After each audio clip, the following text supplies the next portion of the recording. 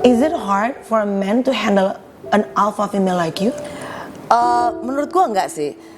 Laki-laki yang tidak nyaman bekerja dengan perempuan yang capable misalnya, berarti dia insecure. Pasti banyak pertanyaan, kenapa Kak Rosi belum memiliki momongan sampai sekarang? Pasti. Apa sih jawaban dari Kak Rosi untuk setiap pertanyaan itu? Nah, Mel, ada sih misalnya mau gitu ya, udah nyoba gitu, ya gimana?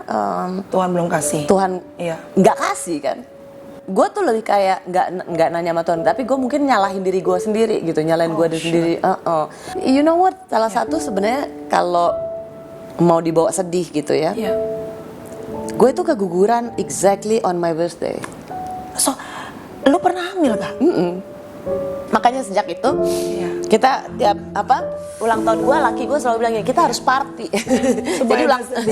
jadi ulang tahun gue kita selalu party. Padahal gitu. Gue tuh mendengar doa dan makanya gue tuh selalu nangis kalau dengar di doa ibuku namaku disebut, karena exactly gue keluar gitu dari ini. Dia tuh nyebut nama gue gitu dalam doanya.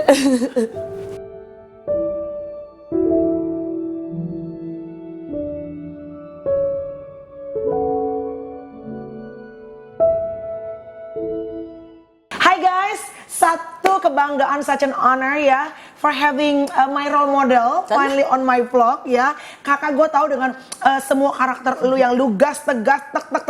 Rosiana Silalahi. 1, 2, 3 jawab semuanya. Ini mematenkan bahwa tidak semua orang Batak itu jago nyanyi. Karena kita tidak berlaku buat kita berdua, benar gak? Bener. Ya kan? Lo tau gak, gue pernah cerita ya, gara-gara gue tuh kan fales banget nyanyi. Padahal keluarga dari nyokap tuh jago banget nyanyi. Gue pernah dulu nyanyi di rumah di atas gitu. Terus gue nyanyi kayaknya rada suara gue parah banget. Gue masih zaman SMS dulu. SMS. Nyokap gue SMS. Jangan nyanyi keras-keras. Ada temen Michael di bawah. Michael tuh nama cucunya. Kayaknya dia agak tensin. Mengganggu ya buat pendengaran dia. Tapi harus diakui bahwa hampir semua orang Batak itu memang punya jago atau keahlian dalam berbicara.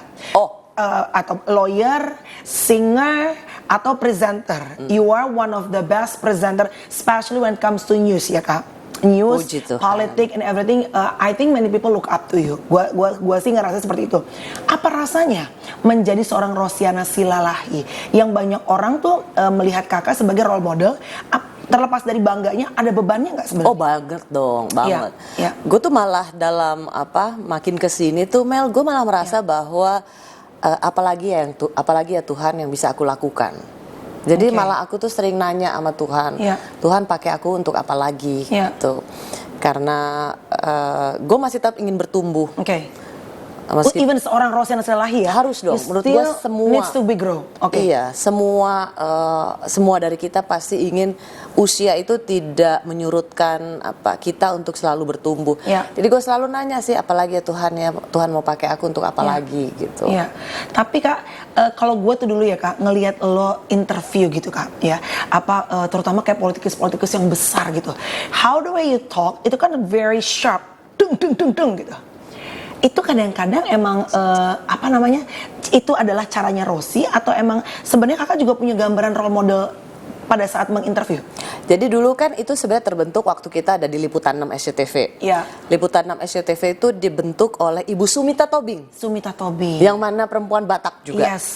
Dia itulah yang melahirkan Liputan 6 SCTV dan waktu itu salah satu, meskipun aku tuh nggak pernah ketemu beliau, jadi Bu Sumita itu udah nggak pemret lagi, aku baru masuk karena waktu itu aku di TVRI. Nah zaman reformasi aku masuk Liputan 6, tapi kan ajaran dia itu terus ada, bukan karena itu basic dari karakter Liputan 6. Kita itu harus wawancara cepet. Oh, memang seperti itu sistemnya saat itu. Jadi jangan menunggu. Jadi begitu jawaban itu sudah enggak, ini langsung harus dulu tuh jump to the next question. Langsung. Jadi itu sebenarnya besutan Ibu Sumita Tobing. Wawancara itu jangan berlama-lama gitu. Nah, itulah kira-kira cerita awalnya. Makanya mungkin dulu pernah dengar nama Ira Kusno. Ira Kusno, of course, ya. Desi Anwar, of course. Siapa lagi sih Kak? Aduh, so many ini deh, anchors ya. Iya. And one of them you kan pastinya. Ya, kalau dulu kan di SCTV, kalau Eci, Desi Anwar, RCTI. RCTI, betul. Kita selalu pakai halterneck.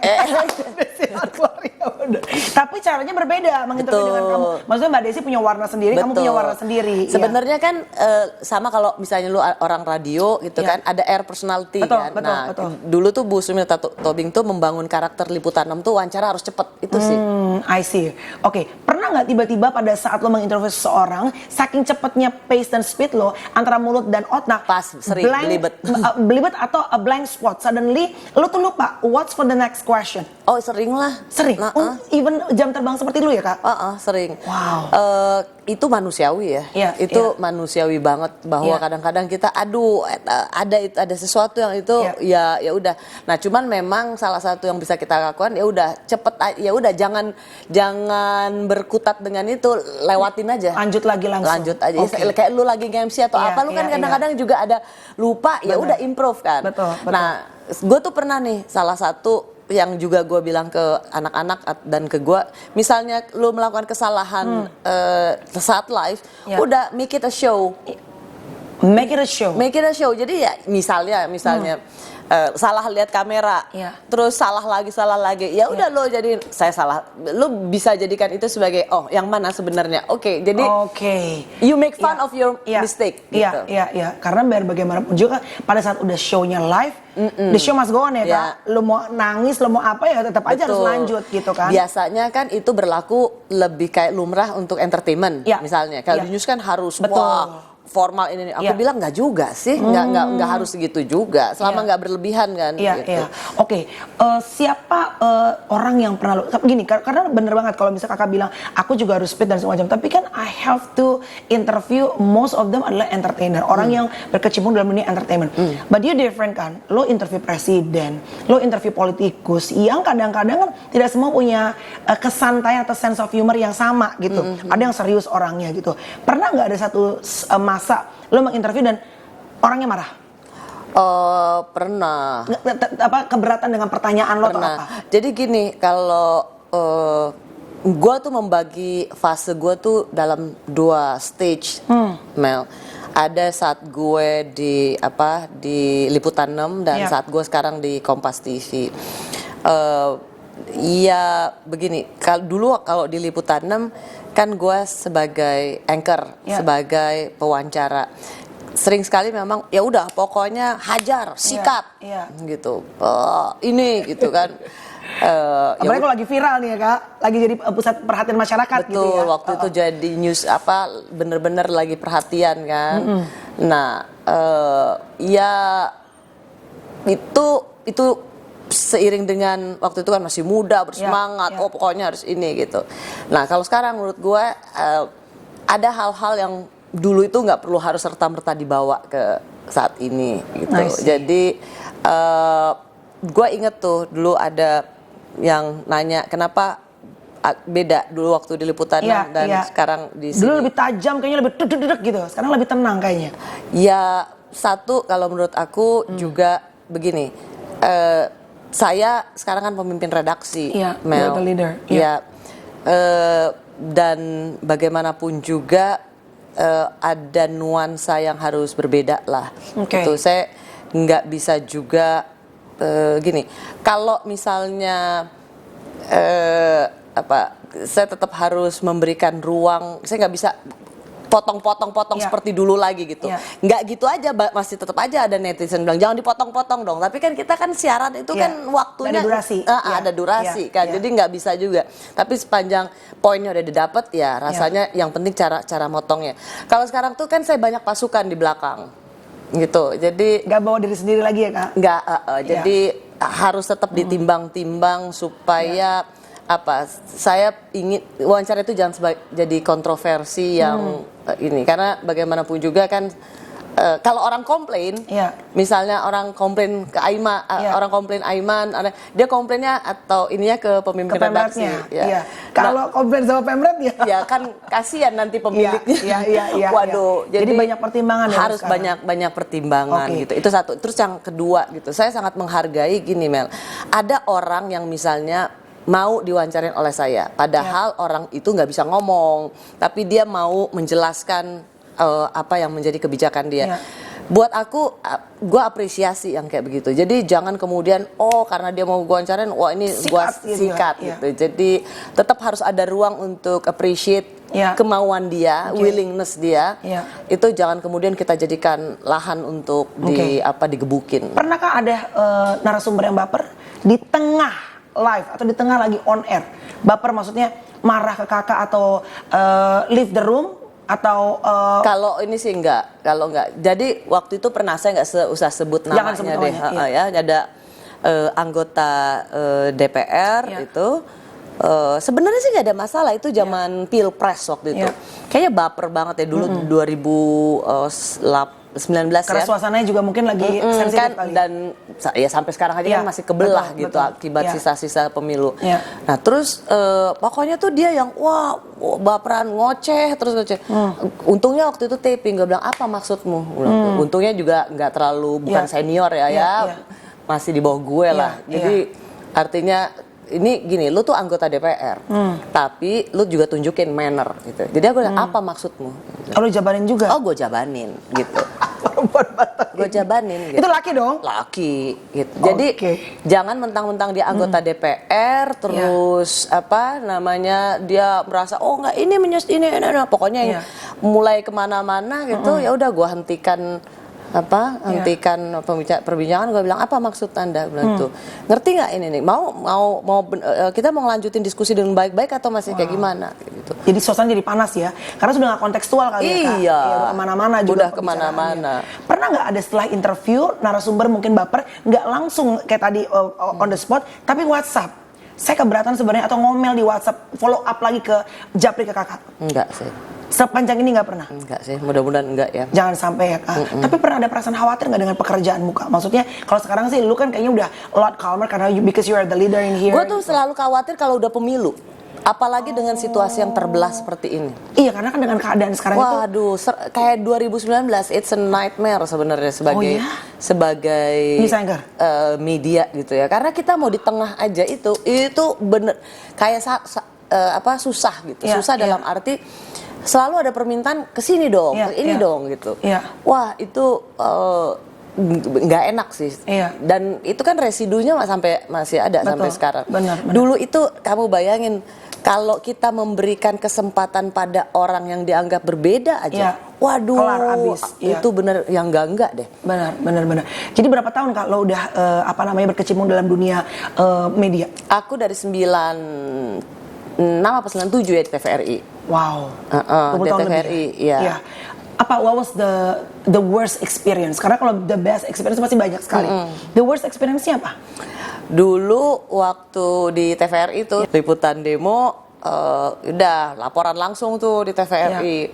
Nah waktu itu ya laporannya tuh dianggap nggak berkenan lah gitu, panggil polisi. Yang bener lah gitu, serem banget. Asli.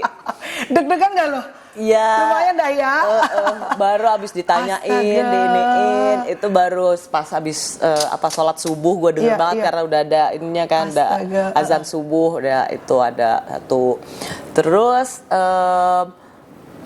ya kalau dari sisi sekarang gitu, ya itu sih sebagai media gue berharap banget bahwa jangan lagi deh keterbelahan ini ada kan, kalau enggak aduh. Berat loh. Nggak nyaman dalam bekerjanya ya. Ngerasa nggak nyaman dan ngerasa nggak aman. Betul. Untuk orang media nih. Iya. Karena sering juga, apalagi kan sekarang dengan kuatnya sosial media gitu, dukung-mendukung di kalangan warganet itu kan kenceng banget ya. Gak apa-apa sih mendukung, tapi kemudian jangan kalau berita kita nggak salah, kalau berita kita juga tidak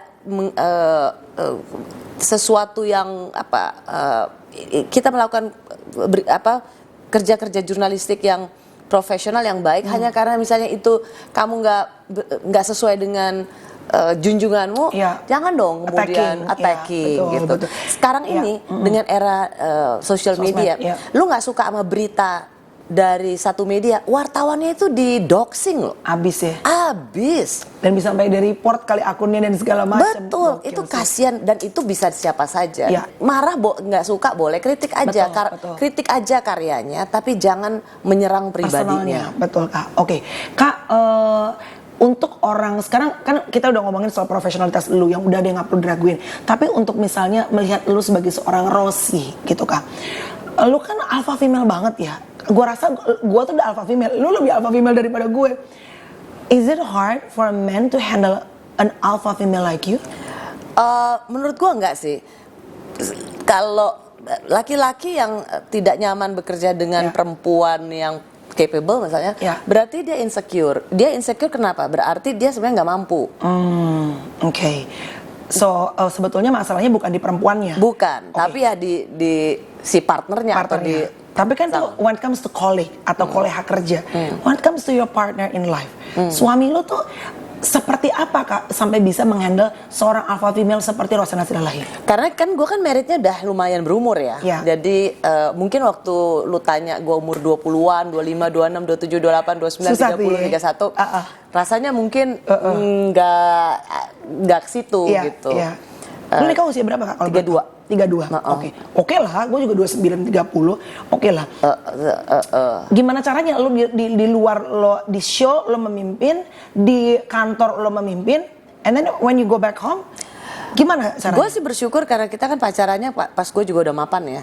Jadi maksudnya Dino, dia jadi kan gue dapat karir ini kan pada saat gue justru gue menikah kan juga pada saat bisa dibilang gue di puncak karir misalnya kayak gitu. Jadi sesuatu yang ya udah dia udah terbiasa dengan itu dan gue Dino tuh laki gue, dia malah dia malah support wanita karir gitu dan gue beruntung gue dapet mertua juga yang very support pada perempuan karir. Lu tahu nggak nyokap gue itu kan guru dulu almarhumah. Dari sisi nyokap kita tuh keluarga guru, kakek opung doli gua Hutapea, karena nyokap Hutapea itu guru, nyokap gua guru, tapi menikah jadi ibu rumah tangga, ngurus 5 anaknya.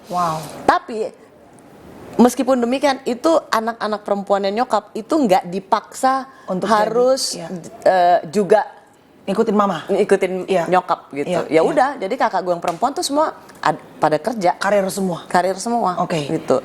Nah pola itu kan itu udah jadi kayak apa ya sama suami gue ini udah bagian dari hidup gue. Lu tuh ada kan dalam udah sebagian jalan, jadi don't take my life away.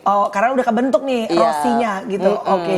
Tapi is it hard when you go back home that you have to submit to your husband? Karena kan di luar people submit to you. Iya, satu laki gue nggak demanding ya, gitu. Jadi ya biasa aja gitu. Jadi misalnya ada misalnya bikin teh sama suami, buat suami bikinin teh buat kopi buat suami. Aku enggak. Sama, aku juga nggak pernah jarang. Dia bangun lebih pagi dari aku masih tidur. Terus kalau traveling laki gue nge-packing baju sendiri, nggak tahu juga bajunya apa. Tapi emang ternyata ketemunya sama justru yang cocok seperti itu ya Kak? Iya. Lu kebayang kalau ketemu sama laki-laki harus bikinin teh, harus baju kolornya pun harus kita yang lipatin. Aduh. There's nothing wrong with that, tapi emang ternyata orang cocok-cocokan dalam rumah tangga kan. Tapi gesekannya apa kalau boleh tahu, nggak usah sampai detail ya. Untuk punya istri seperti lu tuh beratnya apa kalau selama ini lo lihat dari kacamata suami? Kalau dulu gue bahkan ulang tahun tuh nggak pernah di rumah. Kenapa? Karena zaman dulu pasti ada tugas keluar. Jadi gue setiap ulang tahun itu pasti lagi di luar aja, jadi nggak pernah jarang banget kita celebration ulang tahun gue. Atau misalnya beberapa tahun lalu pas ulang tahun dia, nggak ini. Cuman Natal tahun baru harus. Itu satu, itu udah komitmen. Sama kalau kecuali kalau di luar ini ya, di luar ada breaking news atau apa ya. Sabtu Minggu kalau bisa bareng gitu. Makanya Senin sampai Jumat gue baru pulang ke rumah itu kan paling cepat gue pulang ke rumah tuh jam 10. Wow, 7 o'clock. Wow. 10 malam tuh gue paling cepet sampai rumah gitu. Nah itu Senin sampai Jumat. Kalau nggak penting-penting amat, Sabtu Minggu itu barengan. Jadi itu aja. Tapi Senin sampai Jumat ya nggak bisa. Gue punya kehidupan profesional gue gitu. Tapi kan tadi lo bilang emang suami lo kebetulan nggak demanding. Apa sih Bang Dino berarti ya panggilnya? Bang Dino kan nggak demanding kan. Tapi untuk elunya secara pribadi Kak, gimana caranya lo bisa switch karena kan biasa memimpin di luar. And then when you go back home kan? Karena suami saya cerewet sekali. Dia bisa. Suami gue. Gue tuh di luar aja kelihatannya, misalnya gue ini, lah gue itu banyak banget tergantung sama laki gue karena dia very organized. Suami gue tuh atur semuanya tuh, gue tuh sangat. Lu kan atur juga Kak? Kagak gue, kalau udah urusan domestik dia ngatur. Enggak. Jadi kalau di luar lu mengatur, harus kerja ini ono. Pada saat balik ke rumah, suami lo yang ngatur? Iya, dia mau, dia A sampai Z mah udah diatur semuanya. For example apakah? For example, daily ya, bukan kalau lagi mau liburan enggak ya? Jadi for example nih ya, dia itu misalnya nih ya, gue kan yang mau keluar negeri ya, dia nggak ikutan nih, gue nggak keluar negeri. Terus apa namanya, dia bisa loh, dia ngaturin, dia lipetin lagi, dia rapiin. Yang benar. Sampai gue gini, koper gue, makin gue, jangan sentuh. Karena apa? Begitu gue sampai di Tokyo, yang gue cari nggak ada. Lu bingung, mana yang udah gue masukin? Asli. Jadi dia senang banget merapikan segala sesuatu, membereskan segala sesuatu. Begitulah kira-kira lah gitu. Jadi dia justru he's the ranger gitu. Dia ngaturin semua. Dan kalau misalnya gue terima beres, bener-bener A sampai Z itu gue terima beres. Justru lo yang demanding sama dia rely on him ya untuk hal yang organizing seperti itu. Wow. Beda usia berapa sih Kak sama Bang Dino? 2 tahun cuman. Deket dong. Deket. Iya. Tapi ada nggak Bang Dino pernah nggak ngerasa maksudnya dengan karir lo yang cemerlang banget? Kadang-kadang nggak semua laki-laki. Dia sering dulu dia sering dipanggil Pak Rossi. Nah, that's what I mean. Kadang-kadang ada yang Mr. Rossi gitu. He doesn't care, bodoh amat gitu. Tapi dia akan sangat appreciate sama orang yang dia akan sangat hormat, appreciate pada orang yang misalnya ya mau baik sama dia bukan karena Rossinya, tapi ya karena dia sebagai seorang individu gitu. Nah dia akan respect banget sama orang-orang itu, bukan yang. Tapi ya dia sering tuh Pak Dino gitu-gitu, Pak Rossi. Tapi dia nggak peduli sih. Tapi sih kita grateful ya, bersyukur maksudnya kebetulan kita dapat suami yang nggak peduli sama yang begitu-begitu ya. Imagine nggak sih Kak kalau kita udah repot sama pekerjaan, suami kita banci sensitif, pusing ya kan. Aduh aku maunya gini apa segala macam. Kebetulan suamiku juga gitu. Ya orang mau bilang gue adalah suaminya Melanie Ricardo ya nggak apa-apa juga ya udah. It's not gonna change the way I am gitu ya kan. Karena menurut gue itu artinya kan dia udah secara apa ya, dirinya tuh dia ya udah cukup aja gitu. Dia nggak perlu ada pengakuan dari orang lain. Sama apa yang gue punya gitu ya. Nggak butuh pengakuan dan penghargaan dari orang lain lagi. Gue ya menambahkan soal ini, kenapa ya bisa kayak gitu ya? Kalau menurut gue harus sangat bersyukur dan berterima kasih pada almarhumah ibu mertuaku. Oh ya? Dan itu Boru Batak. Jadi laki gue tuh Ambon Batak. Wow. Ayah mertua gue Ambon. Batak bertemu Ambon. Ibu mertua gue Boru Tobing. Gue harus sangat bersyukur bahwa laki bisa kayak gini kalau menurut gue tangan ibunya yang ngebentuk karakter. Laki-laki yang menghormati perempuan, menghargai perempuan, dapat memahami bahwa ada perempuan yang ingin mengejar ambisinya, cita-citanya, dan membiarkan itu terjadi, itu pasti karena tangan ibunya. Kalau dari tangan ibunya bilang enggak, kamu istrimu harus kerja, jangan ini atau di anak perempuannya juga kamu udah jangan kerja, urus suami ini. Itu semua yang membentuk karakter itu di tangan ibunya. Semua tuh kerja keras dari pembentukan dari seorang ibu ya. Segitu gedenya ya impact dari seorang ibu ya ternyata ya. Right. Karos, you're a very mature person, udah punya suami yang puji Tuhan sampai sekarang the marriage life smooth, lah, maksudnya nggak smooth tapi ups and down pasti ada, tapi you guys stick together gitu. Berapa tahun menikah Kak? Aku dari 2005. 2005. Berapa tuh? Sekarang mau masuk 2021. Oke, I'm not that good in math, jadi pokoknya panjang ya, udah ya, panjang ya. Pasti banyak pertanyaan, kenapa Kak Rosi belum memiliki momongan sampai sekarang? Pasti. And biasanya kalau keluarga Batak, nggak tahu karena adikku juga belum punya anak dan sudah cukup lama, hampir 8 tahun, 9 tahun, itu pasti adalah sesuatu yang nggak tahu when it comes to your family, tapi pasti ditanyakan gitu. Udah sukses, udah apa? Apa sih jawaban dari Kak Rosi untuk setiap pertanyaan itu? Nah, Mel, gue merasa sangat diberkati karena justru pertanyaan itu bukan dari keluarga inti. Justru keluarga inti tidak mempertanyakan itu? Enggak. My mom, aku tahu mungkin dia juga ingin, tapi dia nggak. My mom itu almarhumah ibuku tuh nggak pernah maksa. Kapan? Ya, nggak merongrong. Dia tuh nggak justru.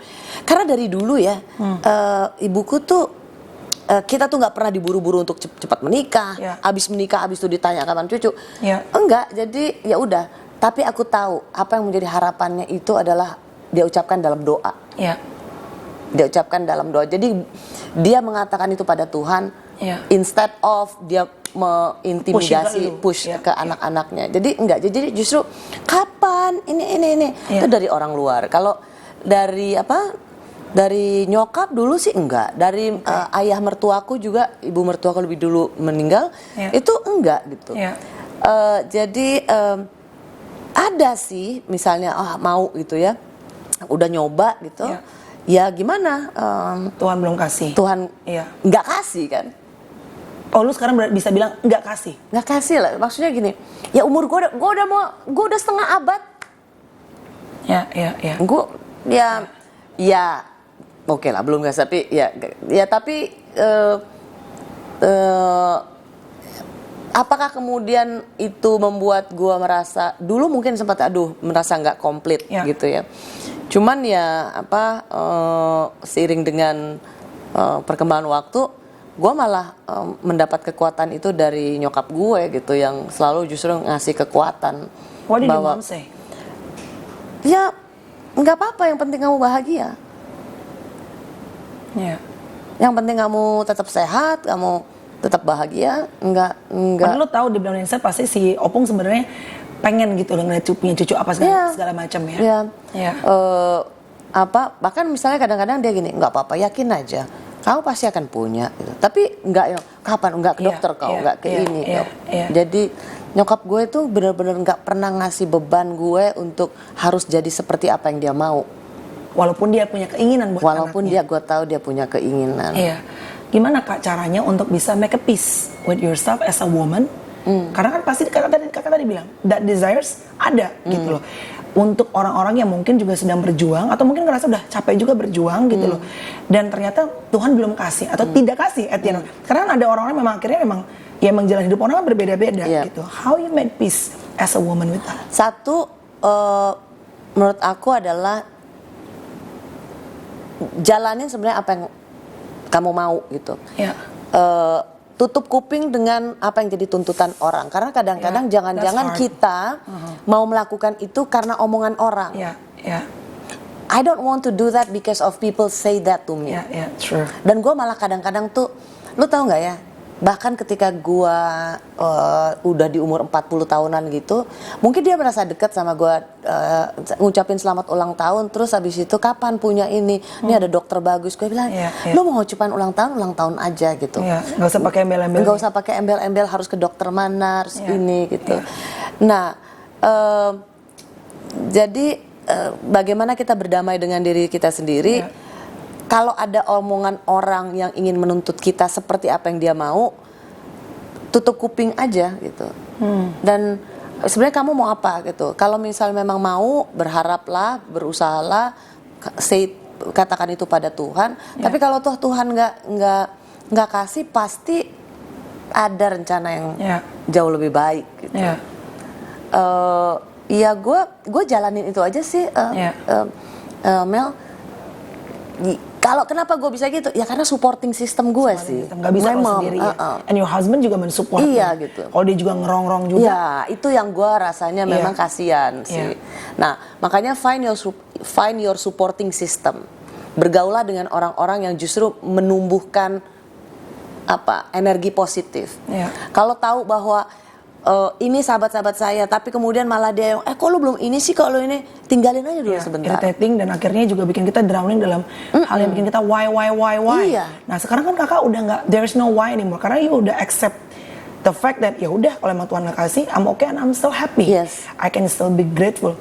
Tapi was there times that you were asking God, why? Why not you giving me? Ada nggak gitu? Karena kan masa-masa itu kan berproses kan kak, gitu loh. Iya. Gue tuh lebih kayak nggak nanya sama Tuhan, tapi gue mungkin nyalahin diri gue sendiri gitu, nyalahin gue sendiri.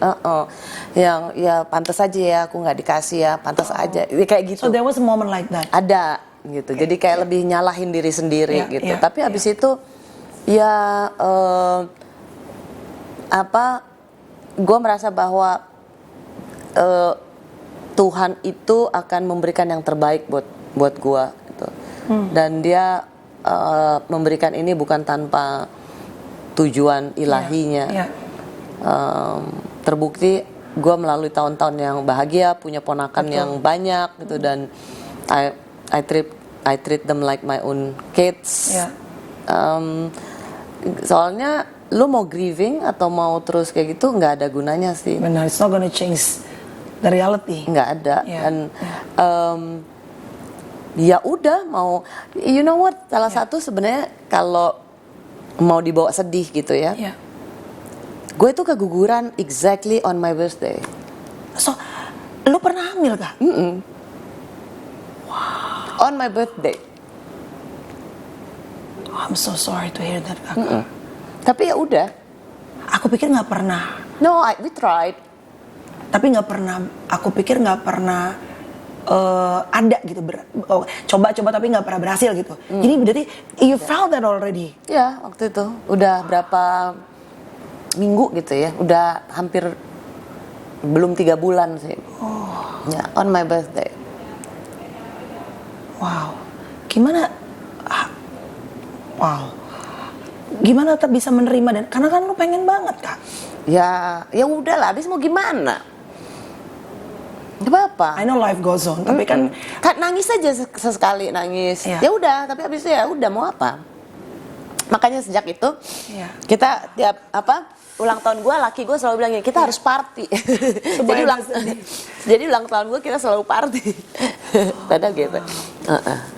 Tapi nggak apa-apa, mau apa? So it was there ya. Aku pikir kakak nggak pernah yang sampai akhirnya garis 2 gitu.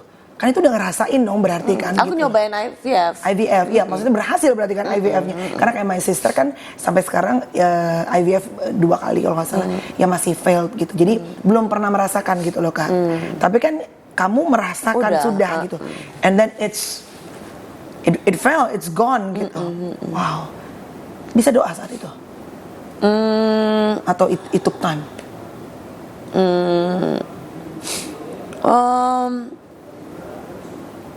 Ya udah, apa ya? Aku bahkan nggak pengen inget itu sih, Mel. Ya, oke. Jom. Ya. Ya, ngapain kita harus ingat-ingat sesuatu yang apa ya? Gue lebih ingin mengingat banyak hal supaya gue bisa bersyukur. Gue ingin mengingat hal-hal baik, di mana gue merasa I'm so blessed supaya gue bersyukur. Instead of gue mengingat-ingat hal-hal yang membuat gue jadi lebih mengutuki diri sendiri. Sure. So, gue selalu ingin biarkan gue jadi pelupa untuk hal-hal yang buruk menimpaku. Iya. Dan berikan aku ingatan yang kuat untuk hal-hal baik yang menimpaku, supaya aku selalu tahu bersyukur.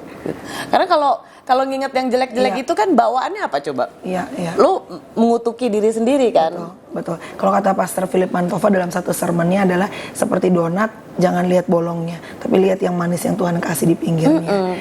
Benar sih kak.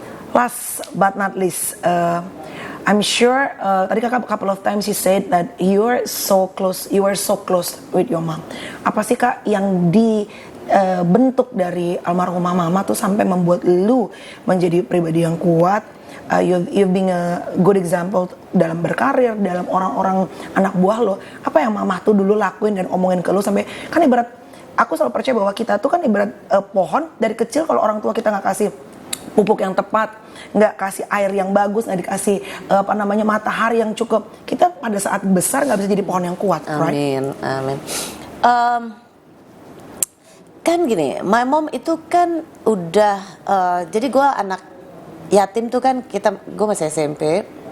Your dad already passed away? Iya, masih umur 53 bokap meninggalnya tuh. Dan nyokap gue kan habis jadi guru, habis itu kan cuma jadi ibu rumah tangga kan. Jadi ini, can you imagine dia single mom for dari umur 53 gitu sampai 82. Nggak menikah gitu. lagi? Enggak, jadi 30 tahun lebih ya. Sendiri ngurus anak-anak aja? Sendiri ngurus anak-anak aja.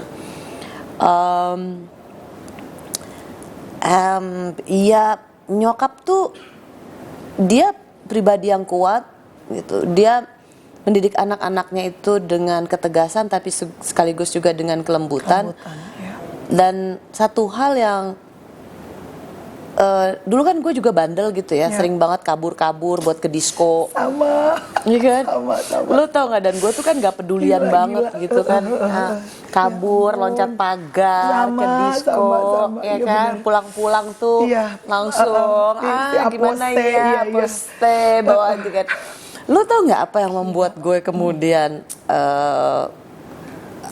bahwa bandel boleh tapi you have to know the limit. Ada limitnya, betul kan? Jadi nyokap itu setiap subuh tuh selalu doa, selalu berdoa.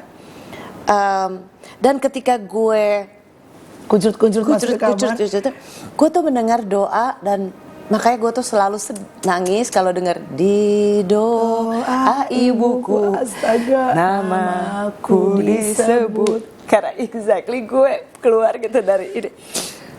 Dia tuh nyebut nama gue gitu dalam doanya.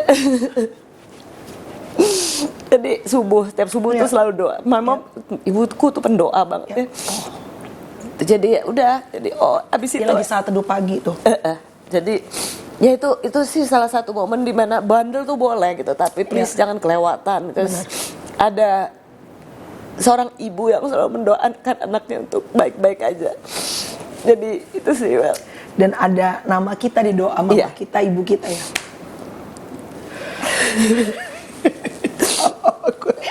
Iya, tiba-tiba gue lagi doa rosario. Terus itu langsung sadar ya. Iya, itu jam berapa? Jam 5 pagi. Astaga, iya. Ya jadi kalau misalnya kenapa lu tanya kenapa bisa kayak gitu, gue selalu merasa bahwa karena kita tuh didoakan oleh orang tua kita. Benar. Tadi ini Kak Rosi ngomong tadi di belakang, Mel, mama umur berapa? Senengin mama deh. Satu hal yang aku ingat dan aku percaya, memang ini aku juga percaya dalam hati adalah rezeki kita tuh dari mama, dari ibu. Kak, yang lebih cantik banyak ya Kak, yang lebih pinter banyak, yang lebih keren banyak, yang lebih segala macam banyak. Tapi emang doa ibu kita tuh didengar sama Tuhan, jadi berkat, jadi rezeki buat kita gitu ya. Makanya lo setuju banget. Masih punya nyokap, manjakanlah. Jangan pernah pelit-pelit sama nyokap. Disitulah rezeki lo. Sempatkan sesibuk-sibuk apapun lo kerja. Gue tuh rindu banget. Aduh kalau bisa gue. You wish you could turn back the time ya? Ya, rasanya aduh kurang banget. Padahal nyokap meninggal 85 ya Kak? 82 ya?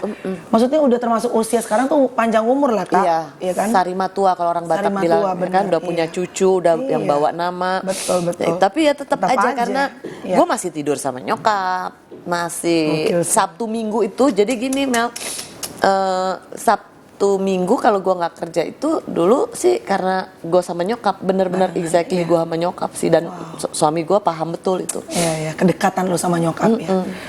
No wonder now you become a strong woman karena dibentuk oleh karakter ibu yang juga tadi pendoa luar biasa. Sebenarnya gue cengeng sih. Sama sebetulnya kita. Gue sebenarnya cengeng sih, makanya gue tuh kalau nggak karena lo gue sebenarnya agak nggak pengen ditanyain soal my personal life yang soal karena pasti nangis gue. Tuh lo lihat ya kadang-kadang yang perempuan yang tegar, apakah tadi bahasa itu great apa sih? Strong woman, Who smile in the morning doesn't mean that she didn't cry last night. Perempuan yang tersenyum di pagi hari, menyapa Anda di televisi, dimanapun juga, tidak berarti malamnya nggak habis nangis, kucrut. Ember. Thank you, Kak Rosi. Sama-sama, sayang. It's showing that you're human. That you're not perfect, because you're human. Lo bisa dengan tegasnya menghadapi Pak Jokowi, interview dan segala macam dengan kelihatan super confident. But at the end of the day, you're just human. Dan lo lah seorang Rosina Silalahi, dan emang nobody's perfect. Emang ada, kita punya flaws-nya, kita punya strength atau kekuatan. Dan gue tetap siapudan, kata siapudan, anak bungsu yang tetap masih kangen terus sama mama. Jadi buat lu Mel, salam hormat buat tante. Yes. Jagain, rawat, manjakan. Sumber pintu surga kita. Yes. Kalau lu nggak jagain nyokap lu, gua ambil lu. Jangan dong. Udah yatim piatu nih. Iya, bener.